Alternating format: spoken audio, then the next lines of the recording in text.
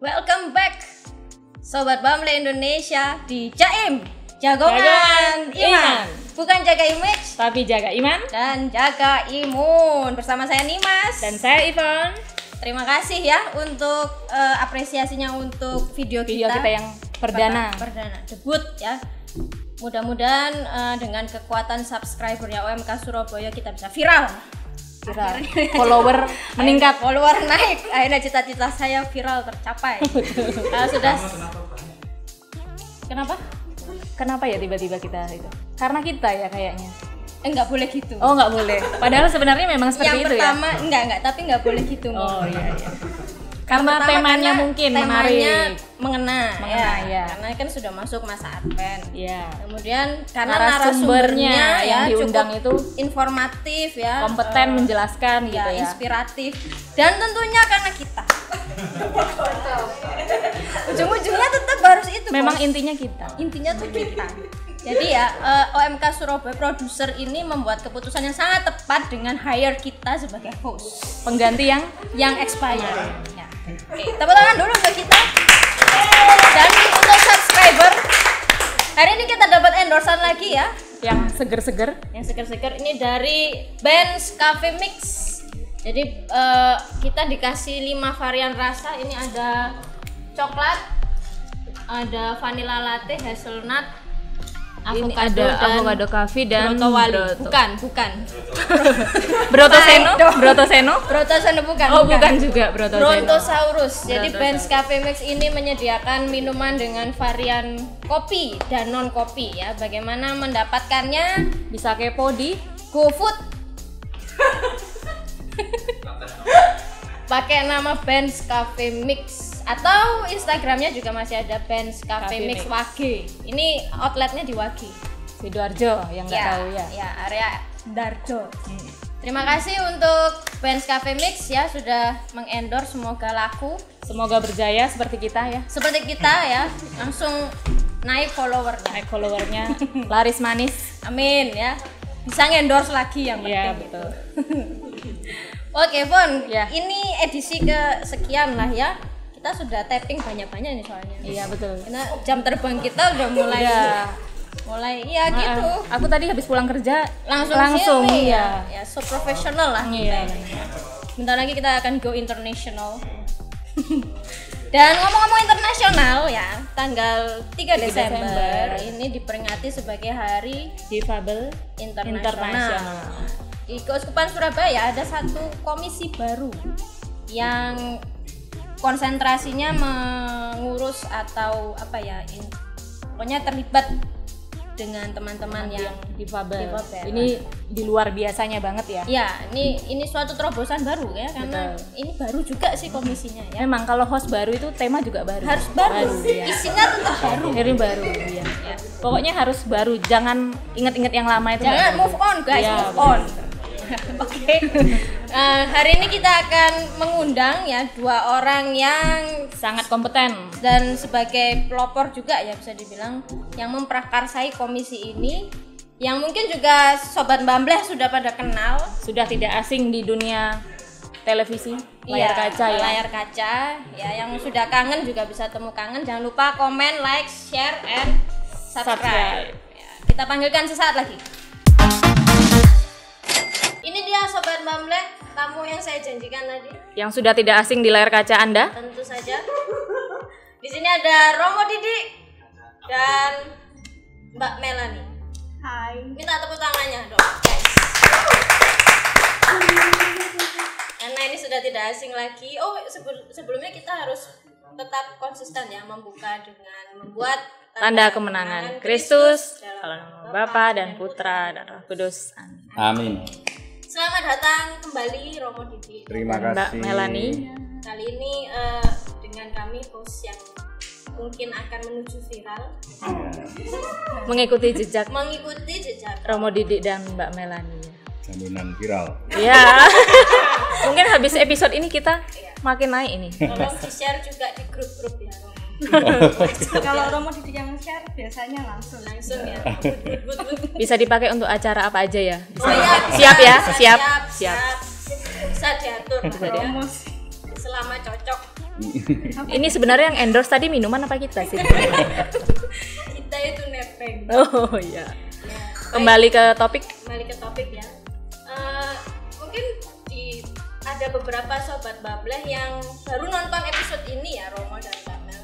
Tapi Romo dan Mbak Mel ini sudah cukup sering tampil berbincang mengenai ya banyak topik ya. Tapi supaya lebih, kan katanya tak kenal maka tak sayang. Kalau buat saya tak kenal maka kenalan. Pintar. Karena dia nggak ada yang disayangin, Mbak. Iya. kurang kasih sayang. Iya, dia lagi nyari itu dong. Makanya dia mau memviralkan diri dulu, biar nemunya di layar kaca. Nemunya anak sultan. Nah, itu. Silakan Mbak Melani. Kenalkan diri dulu. Halo teman-teman, sobat Bableh. Ya, saya Melani, menjadi katekis di Komisi Pastoral Umat Difabel. Dengan Romo Didik, monggo. Ya, kenalkan, nama saya Romo Didik yang setiap hari ada di kantor Pusat Pastoral Keuskupan Surabaya. Ya, gitu. Terima kasih banyak waktunya sudah Mau hadir, kita ajak bincang-bincang. Nah, ini terkait dengan tadi komisi baru di di Keuskupan Surabaya. Ada yang disebut Komisi Pastoral Difabel. Nah, ini sebetulnya ngurusin ya pasti difabel ya, teman-teman difabel, tapi secara khusus pengertiannya itu apa sih, Romo? Oke. Ya, ini hal yang baru didengar saya kira oleh umat Keuskupan Surabaya dan juga keuskupan-keuskupan lain, meskipun di beberapa tempat, di beberapa paroki sudah mulai ada kepedulian.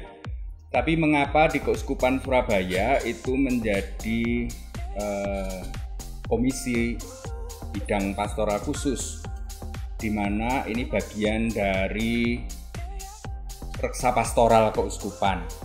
Memang berdasarkan musyawarah pastoral Keuskupan Surabaya tahun 2019 yang lalu, itu diputuskan bahwa ada dua bidang pastoral atau dua komisi baru yang didirikan untuk meningkatkan pelayanan bagi umat Katolik Keuskupan Surabaya. Dan itu dituliskan di dalam buku hasil MUPAS yang ketiga ini. Jadi di situ dituliskan di bagian ke nomor 4 itu adalah bidang pastoral yang diadakan di tingkat keuskupan. Ada 2 yang baru, sebelumnya ada 13 komisi. Lalu yaitu komisi lansia yang sebelumnya adalah sub dari komisi keluarga. Karena cukup signifikan jumlah lansia di Keuskupan Surabaya, ada sekitar 14-16%, maka di situ diangkat menjadi komisi supaya para lansia mendapatkan perhatian penggembalaan yang lebih fokus. Lalu yang kedua adalah komisi atau pastoral difabel, tepatnya lebih ke pastoral, karena ini bukan komisioner bagian kecil sebuah jenjang, tidak, karena pastoral difabel itu meliputi dari anak-anak bayi, anak-anak remaja, OMK, keluarga, lansia yang memiliki difabilitas. Jadi umat Katolik yang digembalakan, jemaat Katolik itu bukan hanya jemaat yang biasa-biasa saja, tetapi juga mereka yang luar biasa, yang istimewa, yang mempunyai difabilitasnya. Disitulah yang selama sekian tahun itu hampir belum menjadi perhatian. Maka mulai sekarang diperhatikan, digembalakan dengan lebih baik. Begitu kira-kira itu munculnya atau juga istilah pastoral difabel. Dari kata pastor itu bahasa Latin artinya gembala. Gembala yang menggembalakan tentu saja, maka pastoral difabel menggembalakan atas nama uskup, membantu uskup untuk menggembalakan umat Katolik yang mempunyai difabilitas. Jadi begitu. Jadi lebih diperhatiin gitu ya. Belakangnya dari itu ya, kepedulian gereja terhadap teman-teman Ya. yang luar biasa tadi penyandang difabel. Apa bedanya difabel dan disabilitas? Oke, ya biasanya kan memang banyak istilah. Ada yang pakai disabilitas, ada yang pakai difabel. Kenapa Keuskupan Surabaya memilih difabel? Difabel itu kan dari kata different ability, artinya apa? Kemampuan yang berbeda. Sedangkan dari kalau disabilitas di situ kan tidak. Able nggak bisa, nggak mampu. Jadi kan bagi kami itu lebih tepat kalau mereka memiliki kemampuan yang berbeda, bukan tidak mampu. Mampu tapi berbeda dari kita yang normal gitu ya. Caranya beda. Cara. Jadi lebih positif begitu Iya, Ya, benar. supaya energinya juga positif. Positif. Nah, terus tadi sudah dijelaskan latar belakang terbentuknya komisi ini. Kemudian komisi ini tujuannya apa? Goalnya kemana dengan adanya komisi pastoral ini? Ya, minimal ada 2 goalnya itu. 1, supaya paroki-paroki menjadi ramah difabilitas. Maka bangun gereja, penempatan umat di gereja. Ini mulai sekarang paroki memperhitungkan bagaimana dengan yang pakai kursi roda, yang bagaimana dengan yang buta atau tuna netra, bagaimana dengan yang tuli. Ini kan selama ini seperti teman-teman tuli itu mengeluh, saya itu nggak bisa mendengarkan omongannya Romo. Paham. Tapi nggak bisa untuk duduk di depan melihat gerak bibirnya Romo, nggak bisa. Nah dulu juga begitu, kalau kita akhirnya ketika anak-anak difabel akhirnya dimarahi, tapi tidak diberi jalan keluar. Solusi, benar. Maka paroki yang gereja yang ramah difabel itu juga memperhitungkan bagaimana tempat duduk yang tuli, tempat duduk yang berkursi roda, tempat duduk yang buta, tempat duduk yang misalnya retardasi, ya semacam itu. Supaya akses. Itu ada akses, itu tujuan yang pertama. Tujuan yang kedua tentu saja gereja menyadari bahwa mereka yang memiliki difabilitas juga mempunyai hak untuk ditumbuhkan imannya. Jadi mereka punya hak untuk dilayani. Mereka juga punya hak untuk dilibatkan di dalam penggembalaan dalam gereja. Maka dengan pastoral difabel adalah mengarah menuju aksesibilitas atau paroki yang ramah difabel, dan yang kedua adalah pelayanan bagi difabilitas itu menjadi semakin baik, semakin mudah, semakin terfasilitasi. Mereka juga punya merasa disupport, haknya untuk bertumbuh dalam iman itu terpenuhi. Ya. Termasuk hak untuk menerima pendampingan untuk sakramen kan selama ini kan disamakan ya, tulis pokoknya dengan umat pada umumnya. Ngerti atau nggak ngerti nggak peduli toh. Atau bahkan ada kasus yang yaudah pokoknya nikah aja nggak usah pendampingan karena ya nggak tahu romonya langsung nikah kan nggak bisa kayak gitu juga. Mereka juga punya hak ya untuk memahami dulu apa arti martabat mulianya sakramen perkawinan, kan mesti kudu ngerti dengan cara mereka. Jadi artinya di setiap paroki nantinya harus juga punya data ya. Jangka panjang kita pertama programnya adalah mesti pendataan. Ada berapa orang masing-masing difabilitas di setiap paroki, ada berapa. Lalu juga nanti sekepiketan ada berapa, keuskupannya ada berapa, lalu ada berapa yang potensial untuk bisa melayani difabilitas ya. Ya itu perlu data semua. Luar biasa ya, benar-benar. Nah ini Jami. Ya. Siaplah ya kita komisi baru. Ya. Dan mereka juga pasti merasa akhirnya mereka setara dengan kita, sama ya, diperlakukan. Iya diterima dengan cara mereka. Ya. Nah, ini di keuskupan sendiri bagaimana sampai pada akhirnya terbentuk? Apakah ini membutuhkan tahunan perjuangan bertahun-tahun untuk ngegulkan komisi? Ada rapat meja bundar dulu mungkin, meja kotak. Ya, sejarahnya panjang, tapi bahwa awalnya memang saya memulai pelayanan bagi umat difabel, khususnya yang mereka yang tuli, itu pada tahun 99 ya, 99, 98. Itu pada waktu itu saya dihubungi oleh seorang suster dari Wonosobo melalui salah satu tim saya. Saya dulu mempunyai komunitas bersama Romo Nanglik, itu komunitas kemanusiaan Surabaya. Nah, salah satu anggota tim relawan itu punya bude suster di Wonosobo. Di sekolah itu. Sekolah SLB Tunarungu Dena Upakara.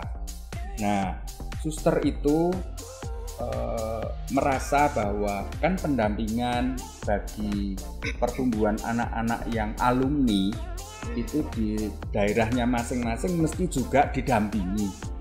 Ada orang yang bisa memfasilitasi. Nah, maka suster itu menghubungi apakah ada Romo di Surabaya yang bersedia mendampingi alumni lulusan sekolah Dena Upakara. Mereka ini mempunyai ikatan alumni namanya ADEKO, alumni Dena Upakara dan Don Bosco. Jadi ada yang perempuan, ada yang laki-laki. Ya.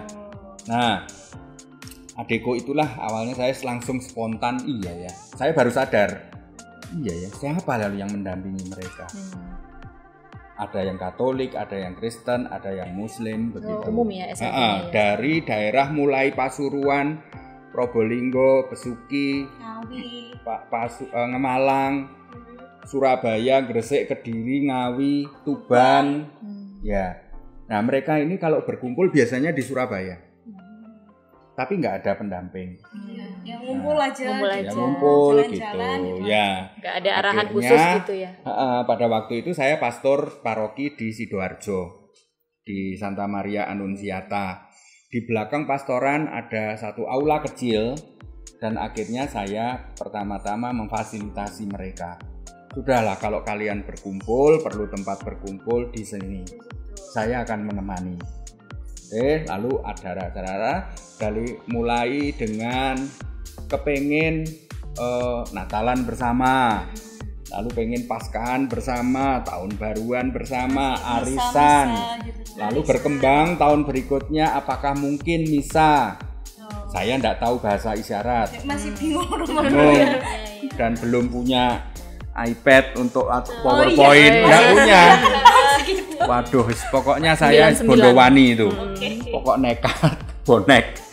Pokok yang penting bahwa saya mencintai mereka, poinnya itu. Lalu di dalam perkembangannya mereka mengadakan misalnya pengen Natalan, pengen misa dan sebagainya. Oke, ya saya melayani semampunya karena saya tidak tahu bahasa isyarat. Lalu membentuk kepengurusan. Lalu dalam perjalanannya mereka membentuk komunitas yang untuk yang Ekaristi. Jadi yang Katolik. Yang Katolik membentuk komunitas mereka sendiri yang menamai kelompok itu namanya Petrus. Persekutuan Ekaristi Tunarungu Surabaya. Keren. Iya. Lalu mereka buat logo sendiri. Sebenarnya itu didesak karena ingin hadir di dalam Expo kelompok kategorial. Tahun 2015. Jadi mereka ingin hadir bahwa kami eksis. Maka membuat Petrus itu, maka apa namanya? Ada logo, ada waktu ada stand-stand toh waktu di TP Expo itu, lalu mereka membuat stand namanya Komunitas Petrus begitu. Oke, dalam perjalanannya bahwa saya nggak mungkin bisa ngatasi sendiri, tapi bagaimana bisa terjadi pelayanan yang lebih baik. Nah, suatu saat saya mendengar ada dari salah satu dosen, Pak Resto. Pak Resto itu dosennya Melani di Madiun di STKIP, membimbing skripsi mahasiswinya. Salah satu adalah katekese untuk difabel. Lalu saya diberitahu, Romo, ada mahasiswi kami yang skripsinya tentang difabel gitu. Wah, syukur, moga-moga nanti dia mau untuk bergabung dengan pelayanan ini. Dan akhirnya itulah yang menyebabkan ketemu Melani ini. Oh, seperti itu. Melani ini lalu WA saya, terus berubah haluan, tadinya cita-citanya enggak di sini. Oh, apa Mbak sebenarnya Mbak? Keuskupan lain. Maunya di keuskupan lain dan mau di karya yang lain. Ya. Mau di Vatikan rencana. Ya, akhirnya sesudah skripsi selesai, waktu saya visitasi paroki di Blitar, ya karena berasal dari Blitar. Pas selesai pulang dan membawa itu jilitan skripsi juga. Jilitan skripsi, dan skripsi itu salah satu eksemplar diberikan ke saya. Khusus untuk Romo Didik. Iya. Dia tahu saya dari Facebook, Facebook ya. Kan pokoknya Romo kan terkenal di mana-mana. Berarti ini Mas kita nggak rugi ya? Nggak rugi ya. Ini strateginya memang benar jos. Bintang tamunya oke, hostnya Dan oke. semenjak ada Melani, lalu saya mengajukan kepada Bapak Uskup, ini sesuatu yang serendipity ya. Ada sesuatu yang bukan kebetulan sebenarnya. Papahnya Melani itu temannya Uskup ini. Waktu di seminari menengah. Jadi papanya ini dulu juga ex-seminaris. Dan ternyata ini keponakannya Romo Dadang, Romo Puri. Jadi tapi saya tidak tahu. Banyak cabangnya. Jadi itu yang mempermudah proposal saya kepada Uskup supaya dia diterima sebagai katekis untuk umat difabel. Jadi itulah awal dan perkembangannya sampai secara singkat tentang terbentuknya pastoral difabel yang sudah dimulai dengan meskipun sekolahnya bukan difabel, tapi dia nampak bahwa belajar sungguh-sungguh untuk bahasa isyarat dan sebagainya, dan ternyata bisa. Lalu mengumpulkan beberapa orang yang lain yang akhirnya banyak yang bergabung. Dimulai sedikit-sedikit. Siapa yang mau bergabung? Ya, itu di tahun 2019 akhir sudah yang mau gabung. Ya.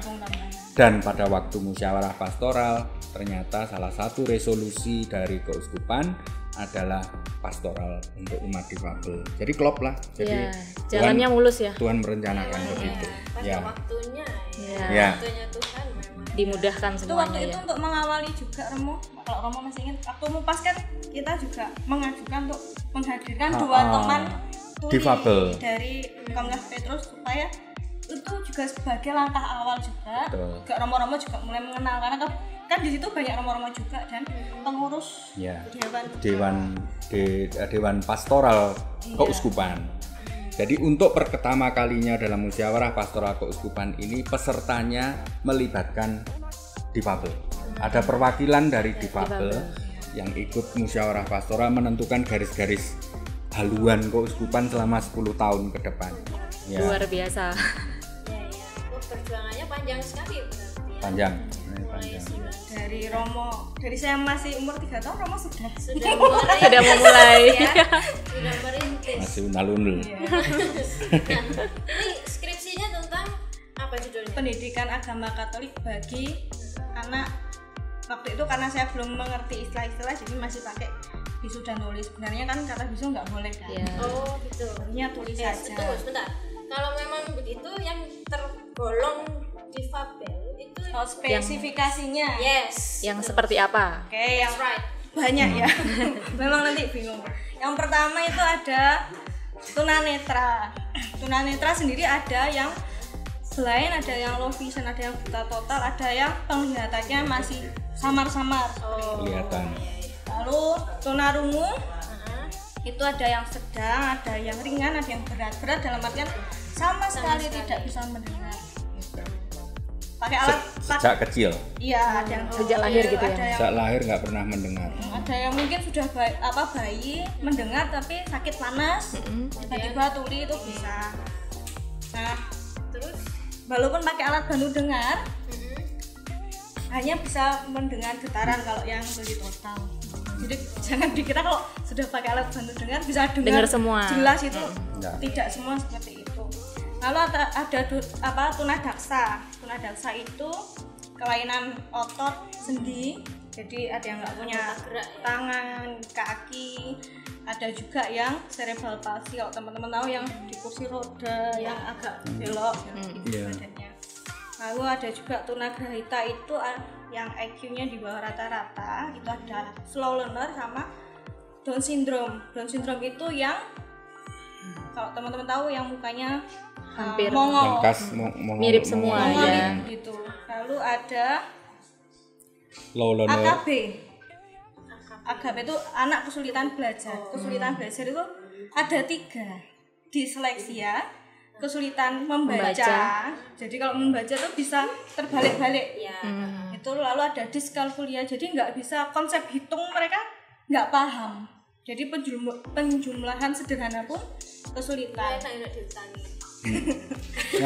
Uang pun lunas akan susah. Misalkan pecahan ini mereka bingung. Pokoknya angka gitu Mbak ya. Iya, belajar dengan angka. Lalu dysgrafia itu kesulitan menulis, biasanya bolak-balik V dengan W, M dengan N, O dengan Q seperti itu.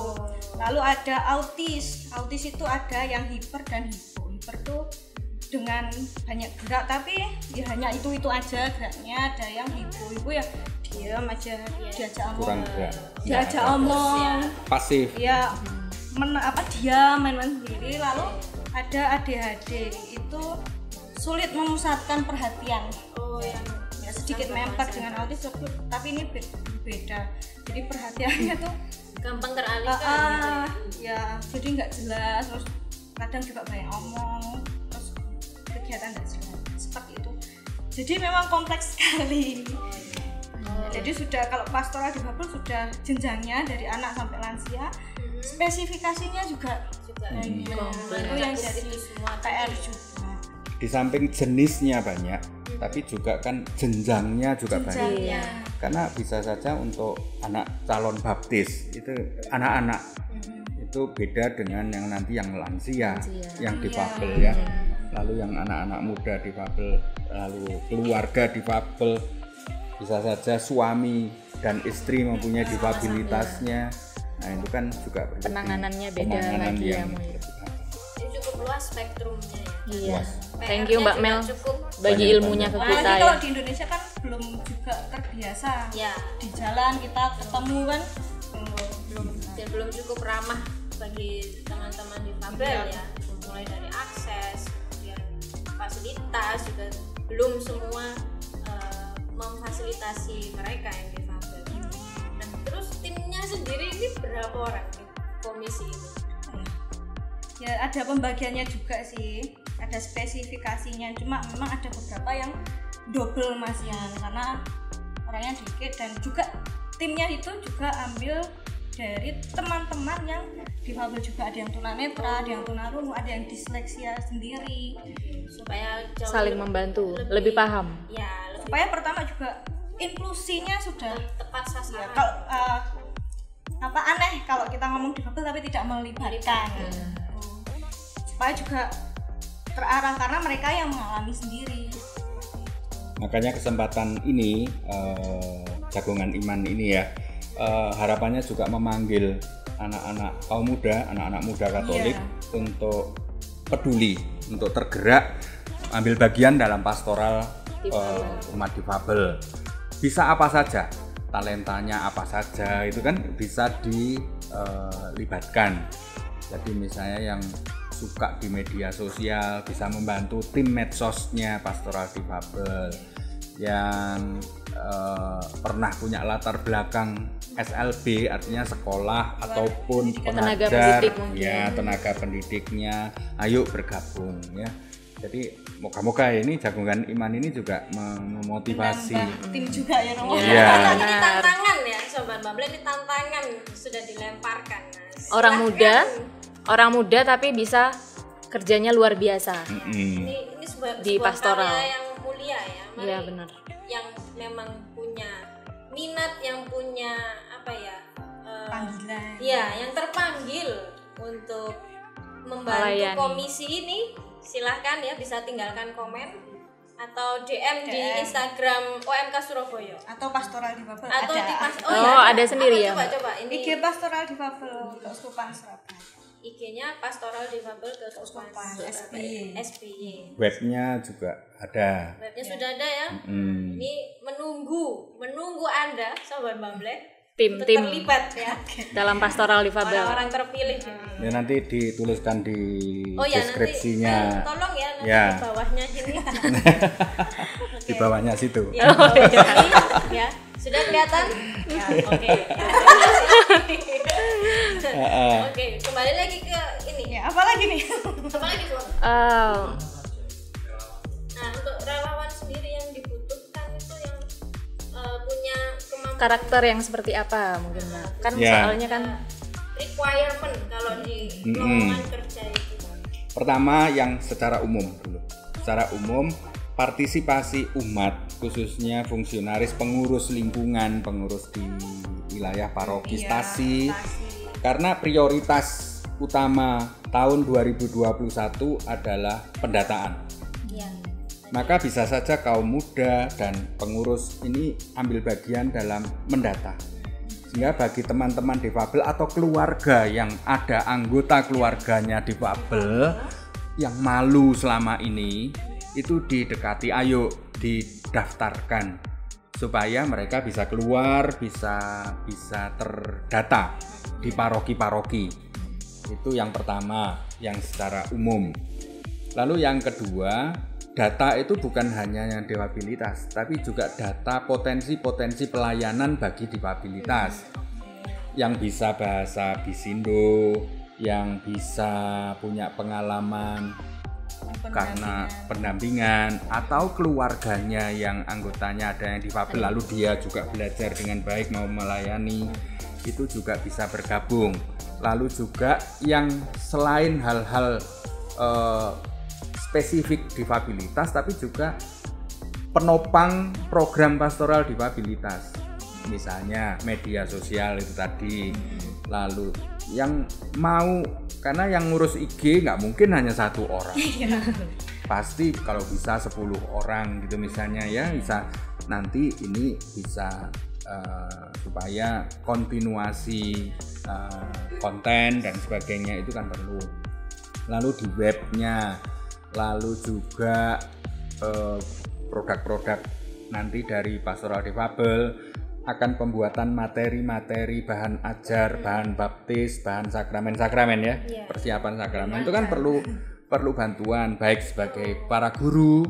Jadi teman-teman tuli sendiri itu cukup kompleks yang dibutuhkan, dan ya banyak hal yang mereka inginkan. Jadi waktu pertama ketemu dengan mereka, yang saya tanya apa yang mereka butuhkan, apa yang mereka mau, apa yang mereka harapkan dari gereja, dari kami para pendamping. Ya tuh, yang memang awal dulu yang mengharapkan ya kami ingin bisa ikut terlibat dalam tugas liturgi. Padahal kalau kita tugasnya sampai waleh-waleh kan, mereka ingin dilibatkan. Lalu untuk pendalaman iman mereka merindukan. Padahal kalau di lingkungan juga, ternyata mereka sangat merindukan. Terus waktu misa juga membutuhkan juru bahasa isyarat. Tapi karena waktu itu saya belum lancar, jadi yang bisa saya dan Romo Didi lakukan ya mendampingi mereka, mengadakan pertemuan BKSN dalam komunitas di rumah mereka. Lalu persiapan sakramen. Ya lalu ada pelayanan. beberapa Romo yang melobi telepon, baik telepon saya, telepon Romo Didi nanti ke saya. Nah itu mulai minta pendampingan baptis, pendampingan Krisma, lalu calon mantan, komuni pertama itu. bagaimana bahannya ya masih menggunakan bahan pada umumnya, cuma kami coba sederhanakan. Terus pertama kalau sudah ajar misalnya per PowerPoint saya tanya dulu, ini kata-kata yang tidak paham yang mana, baru dijelaskan. Kalau sudah per kata baru per kalimat, pemaknaannya apa, maksudnya apa. Masih dengan teman-teman tuli masih seperti itu ya. Suruh bahasa isyarat dulu sebelum Melani lancar, kita beruntung ada 2 guru SLB dari Karya Mulia itu membantu. Jadi juru bahasa isyarat yang menerjemahkan setiap perayaan Ekaristi itu yang ada di kota kecil. Ya. Lalu tidak lama kemudian Melani juga sudah berani. Lalu sesudah itu dibantu lagi, mulai ada 1 teman lagi, Ines, dan sekarang ada Herli. Yang cowok, benar. Itu lumayan Mbak. Ganteng ya? Refresh ya. Gimana Mbak Dimas? Ya. Di kota kecil pojokan nih Mas. Seperti Herli, dia nggak punya latar belakang pendidikan sekolah luar biasa. Tapi luar biasa mau belajar. Gara-gara dia datang di Car Free Day di Jalan Darmo. Lalu di sana di TP. Lalu ada komunitas bahasa Bisindo. Lalu dia tertarik, lalu ikut kursusnya di rumah bahasa Surabaya ini. Nah, lalu dia ketika di pastoran sini lalu ketemu dengan teman-teman difabel, dia termotivasi kembali. Lalu akhirnya terus mengasah lagi dan minggu yang kemarin sudah berani untuk tampil dari juru bahasa isyarat. Silakan Mbak Nimas melihat tayangannya yang kemarin ya. Agak seger. Kayak kopi ini lah. Cakep ya? Iya.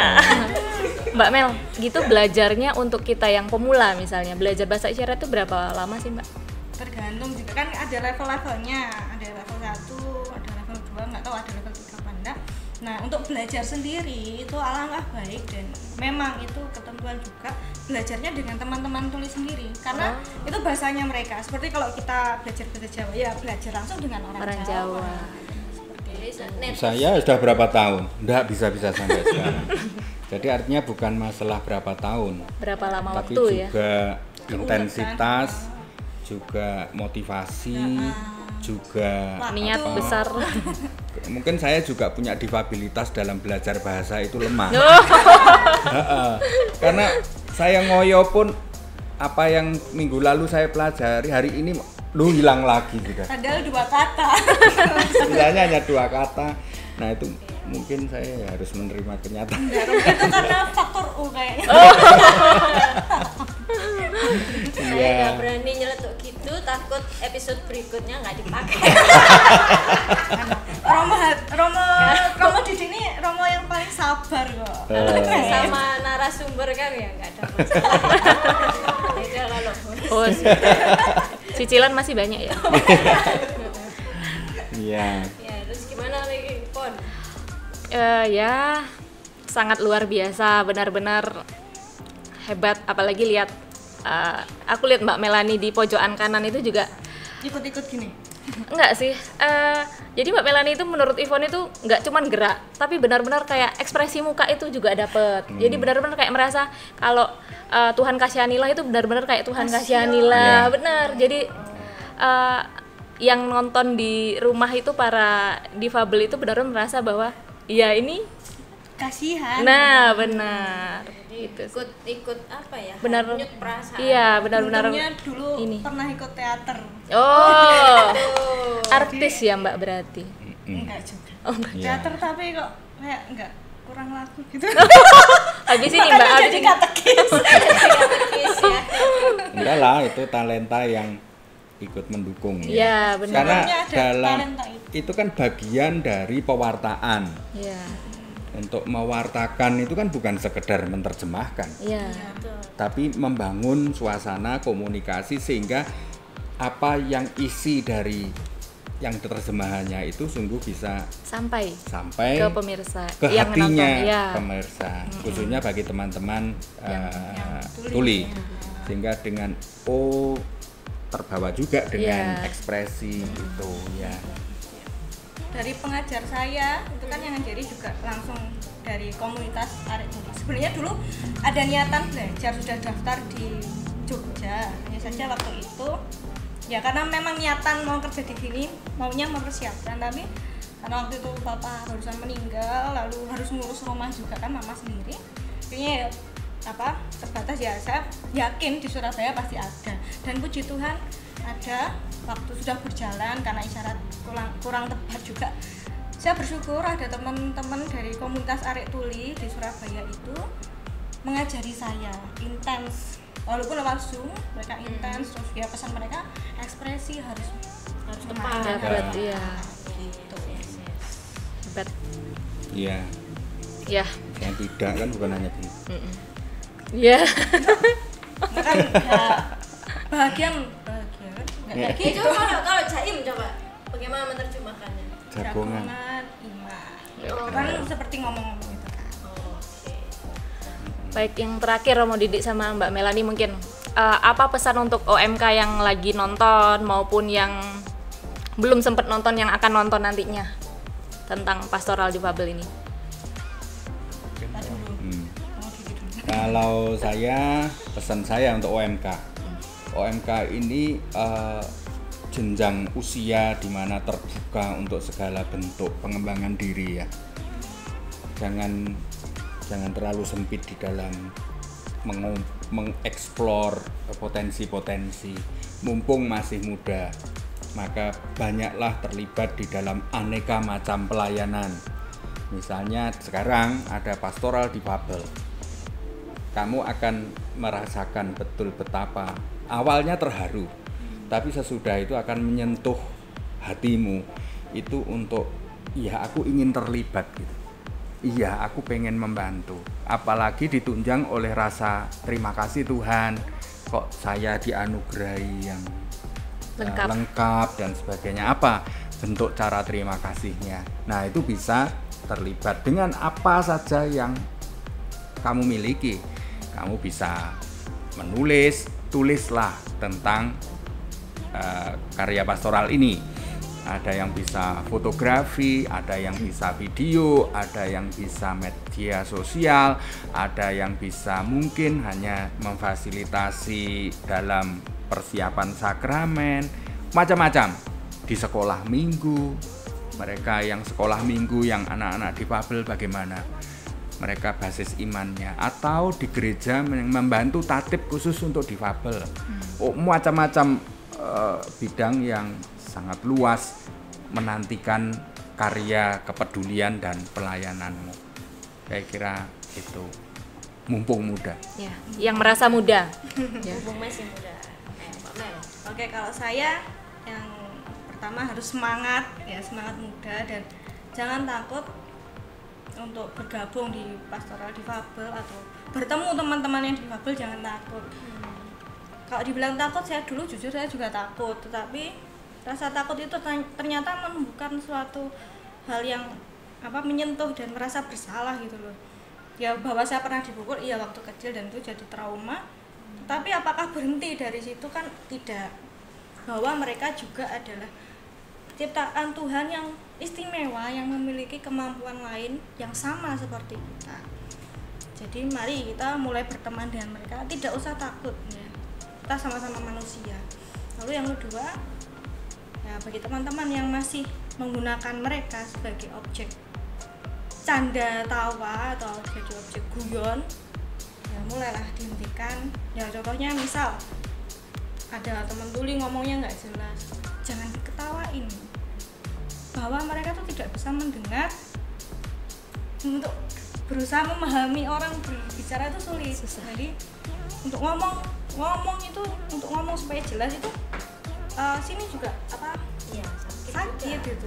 Sebenarnya pengen ngomong ya Mbak ya. Iya.